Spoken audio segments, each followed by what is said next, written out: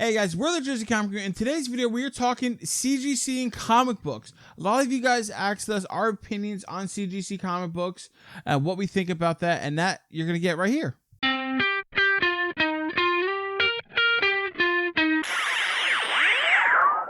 Hey guys, Chris and Rob from the Cgc Comic Crew here, and we are doing a CGC unboxing today. Ooh. We're going to talk to you and answer a bunch of questions that we get all the time about CGC and the process, as well as, you know, what we CGC, why we CGC certain things. I'm already tired of hearing myself say CGC. And everybody's different, right? Like Rob has his own style. I have my own style. You know, money is tight today. We know this. Yeah. So just know this is not like a brag thing. We are just going to answer questions about that we get all the time from people either getting into CGC or what the process of is doing it. So Rob, take it away while I get this book ready. Sure. So first thing I want to talk about, what is CGC? So CGCing is when you take the book and you're putting it in that hard plastic. You see them a lot at comic book conventions and you see them at comic book stores. Pretty much just keeps the comic preserved. I'm sure a lot of you guys are following the Pokemon trend right now, and you've seen that with certain Pokemon cards. They're getting that hard plastic. The same kind of concept with comic books. They get graded on a scale 1 to 10 on how good and pristine it is. Obviously, the higher number, the better. For me, CGC in comic books, I CGC books that are what we call milestones. So they're major moments in characters' lives. I tend to just outright buy the book as it's CGC. So people either resell them or other companies have them, they sell them. And I'm like, all right, I know the book here. I know what it's graded. I see its condition. It's imperfect. I get it. Add it to my collection, and it's pretty much a snapshot of history, if you will. I typically don't go and get my books CGC too often, but the process I was first introduced, thanks to Chris, was at New York Comic Con. And the first book that I ever CGC'd was actually not necessarily one to like increase its value, right? Because you see a lot of people like, oh, I'm going to CGC this book. I'm going to preserve this book to increase that much money I can get for it. Yeah, the seller's market. Exactly. For me, my first book I CGC'd was Nick Fury and the Howling Commandos. And it's because I wanted to make sure that book was preserved and safe. And now it doesn't really have too much monetary value. The story was actually how Nick Fury at the time, this is back in like this 50s, 60s, I forget what era. It was a white Nick Fury and how 70s, thank you. How he lost his eye. It's a great story. The book was actually, it was about a grenade. He saved one of his friends. So great. The book was actually one of my grandfather's books, and I got this book after he passed away. I didn't know he was into comic books. It was like a hidden secret, essentially. Like he had a stack down in the basement where he used to do woodworking and smoking stuff, and I would see a whole bunch of these, and that he had that book and a bunch of other, like the Army books. Yeah, so, back when nerds weren't popular. Exactly. Where we had to hide our fandom. So I took it to New York Comic Con back in 2016. To meet Stan Lee, because he was actually the creator on it. He wrote the story, and I was like, all right, if I'm gonna get Stan Lee to sign any book like this, and if I'm gonna meet Stan Lee, like I want it to be tied to this book, because I was like, you're a great icon. My grandfather was somebody I looked up to. You know, this just seemed right to me. So I went up there, and I'm in line with Chris. Chris has like, you know, a couple of very great books to get signed, and I see everybody in front of me kind of have like very similar books, right? Like either like, oh, it's for Spider-Man, Fantastic Four. I think I had 8 books at that show. You did. What the hell is wrong with me? I didn't want to say. That's so much money. It was like $100 or more to get a sign. And I was like, Chris is dropping money. He ate ramen for 3 years. But I was like, all right, everybody has these books that like I would kill for, but like this one to me was a sentiment. So I went up there, and I'm sure I told the story before, but like he's like, oh, really, this book? And he's like, oh, the Howling Commandos. Everybody thought it was crazy when I made this name. Good book, kid. And I talked to him a little bit about like why I got the book. And then he was like, all right. And he signed it. Now I was off my way. And then right next to them was the CGC station. So somebody was there. They witnessed the signature. They're like, oh, okay. It's to witness the signature, so that way it proved that it was signed by this person. So that way you get a little fancy nameplate on the top. And then they took it, they brought it away, and they mailed it back to me. It was also cool because when Stan Lee was signing that day, he wasn't talking to anybody. He was just signing. It's true. But for me, he barely talked. Yeah, for me. He barely talked, so that's a big you got him to talk. And yeah, we talked for a good, 5 minutes. Like 5 seconds. But it was more like a minute. But every time I tell the story, I'm like, "Yo, we went over for tea." It becomes a legend, longer. like the time. We talked for 4 hours. We're your best friends. Like, I talked to him from the grave. I set up a Ouija board. No, it's amazing. But yeah, no, that's awesome, man. Like, and my story is similar to Rob, right? I get books that are sentimental, big issues. I don't personally, and to answer some of the questions I get a lot. Yeah. Like, I always get, what do you CGC? What do you decide to CGC? Yeah. I don't CGC everything, right? I have a lot of CGC books, but I don't CGC everything because I've been collecting a lot longer than Rob has. Like, I've been collecting forever. And when me and Rob kind of met in college, Rob kind of got back into collecting. So correct. I just had books laying around for decades. So the CGC stuff I do is one, a lot of it has to do with value, but it's also value to me. I'm not a reseller. I don't sell my books, and those are for me and to pass them down to whoever.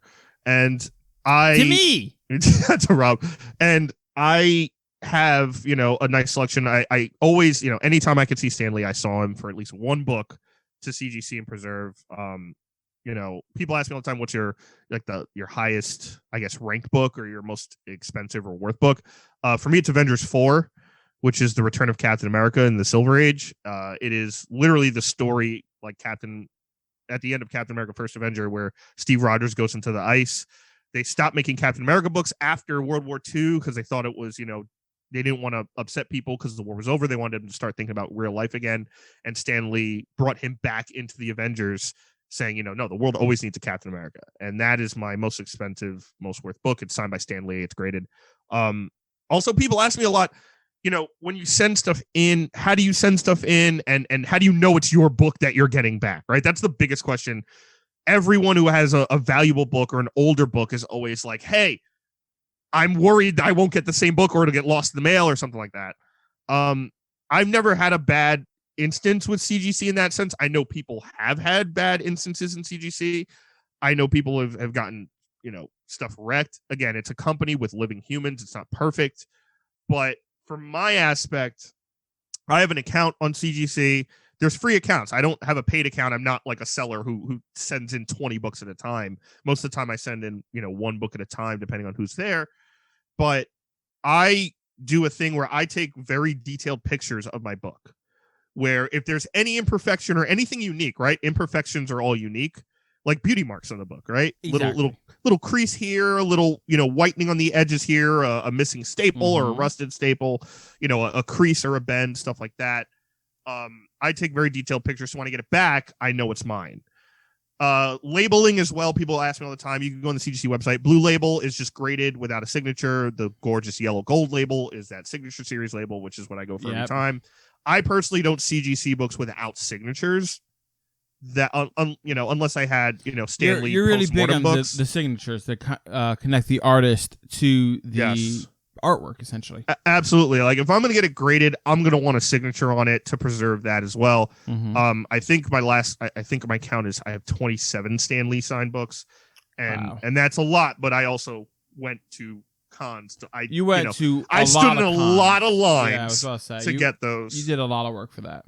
A lot of work for that. But all right, anyway, let's get to the unboxing. That's why you guys are here, to see the books. I'm excited. Rob hasn't seen this. I did open it because, of course, I had to see to make sure it was correct with my pictures.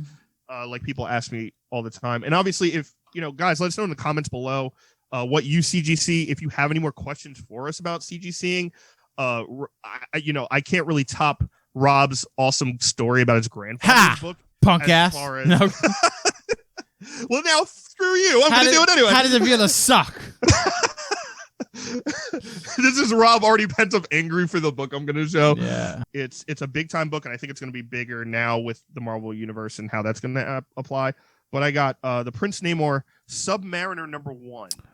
Oh. Which is one of my favorite Marvel covers of all time. As you can see, Roy Oh Thomas. my God, it's so right good. here. That's the first appearance in Namor, right? No, it's not the first appearance. It's the first Namor book. It's his first solo book. His first appearance is way older. That would put me back a couple $1,000, which I don't have for comics. Not yet. But not yet. But yeah, no, I'm very happy with it. It's a 7.5. That is nice. That is really nice. I bought it at like a 4.5, so it's cleaned up. I got it pressed. I'm all about the pressing now. If you guys here, I'll do like a slow scan so you guys can check it out.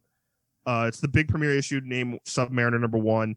The issue with this book that I come across a lot. Here's the back too, some old timey advertisements. Ooh, old-timey advertisements with the white off-white pages.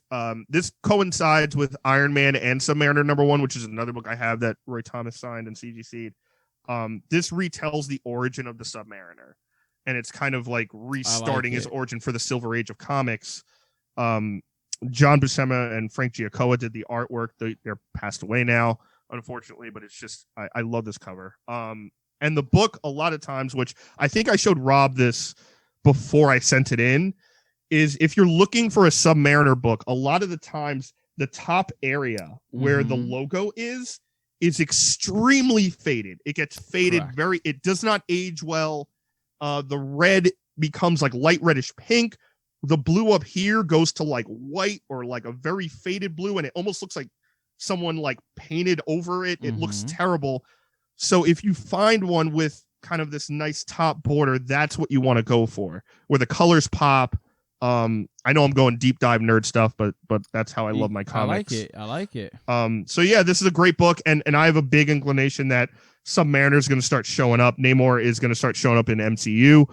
A lot of people think in the second Black Panther movie, or even the newly announced Wakanda TV Disney Plus series, that he's going to show up. So stuff like that. And people ask me, hey, do you have all of these, or are you buying them?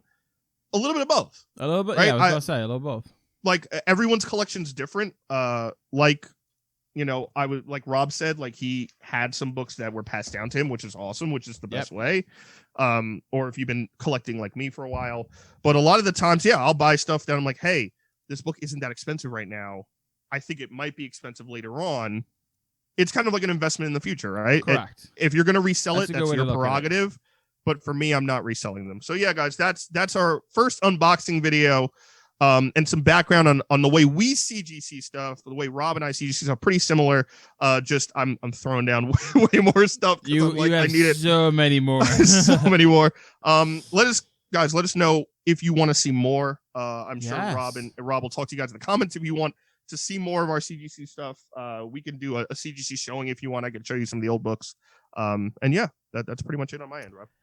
Well, guys, thank you so much for hanging out with us while we talk CGC. Guys, it's so great to have these little pieces of history in your back pocket, essentially. Absolutely. That's how I view it. Preserving history and keeping it there. I mean, of course, you could buy, resell, and do all that, but I don't think that's the spirit of comics. Guys, let us know down in the comments below what your opinion is on CGC, or if you don't really have one, what did you learn from this video?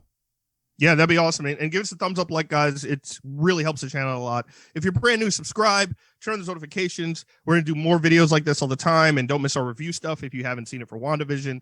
And as always, I'm Chris Heller. That is Rob Moran. We're the Jersey Comic Crew. And we'll see you next time.